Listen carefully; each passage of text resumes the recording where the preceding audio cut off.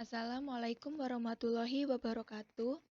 Perkenalkan saya Ramona Sari dari kelas A NPM S1 Genal 18019. Di sini saya akan menyampaikan mengenai rekayasa biopres. Apa itu biopres?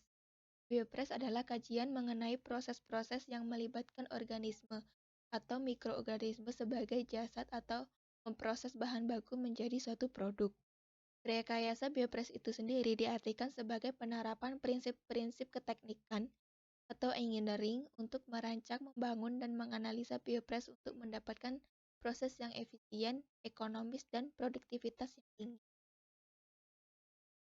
Biopres ini juga memiliki karakteristik, di antaranya yaitu kondisi reaksi biopres lebih ringan, biasanya berlangsung pada suhu ruang serta tekanan atmosfer dan pH medium kultivasi yang netral.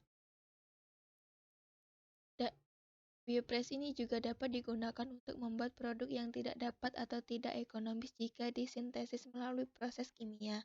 Hal ini disebabkan karena enzim sebagai biokatalis itu sendiri memiliki spesifitas reaksi yang sangat tinggi dan bekerja pada reaksi initial. Contohnya yaitu pada produksi obat kortison. Reaksi enzimatik bersifat lebih efektif dan laju reaksi lebih cepat sehingga dibutuhkan dosis enzim yang relatif lebih sedikit. Pengembangan teknologi DNA rekombinan memberikan peluang yang besar dalam memperoleh mikroba keunggulan, sehingga aplikasi biopres ini menjadi lebih luas dan lebih efisien.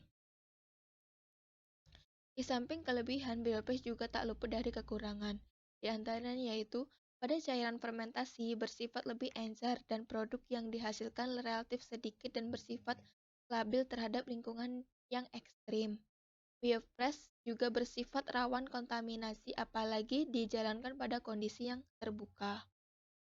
Variabilitas biopres besar karena sel mikroba cenderung melakukan mutasi menjadi terjadi perubahan lingkungan yang ekstrim.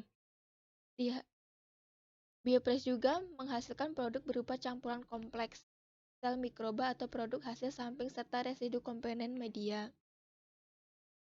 Berikut merupakan deskripsi dari biopres yang terdiri dari isolasi mikroba dari alam, terus mikroba alami, mikroba termodifikasi, sampai ke ekstrasi dan purifikasi produk. Untuk kinerja biopres ini memiliki prinsip efisiensi dan reproduksibilitas. Yang pertama yaitu identifikasi produk dan substrat dari produk. Yang kedua yaitu stoikiometri proses, kinematika laju bioproses, dan rancangan bangunan atau permodelan bioreaktor. Desain alat proses ini itu yang terpenting dari teknologi biopres adalah bioreaktornya.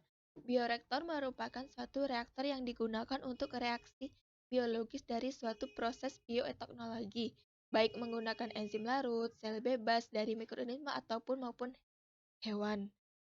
Fungsi bioreaktor itu sendiri yaitu memberikan lingkungan tetap bagi optimasi pertumbuhan mikroorganisme dan aktivitas metabolismenya. Yang kedua yaitu mencegah kontaminasi produksi dari lingkungan pada kultur sambil mencegah pelepasan kultur ke kultur lingkungan lainnya. Berikut merupakan contoh bioreaktor skala industri. Selanjutnya yaitu teknologi biopres. Teknologi biopres ini terdiri dari teknologi fermentasi, teknologi bioseparasi, teknologi produksi bioenergi, dan bioremediation. Produk yang dihasilkan dari rekayasa bioproses ini dalam bidang pertanian dapat berupa biopestisida, pakan ternak, bakteri penghambat nitrogen.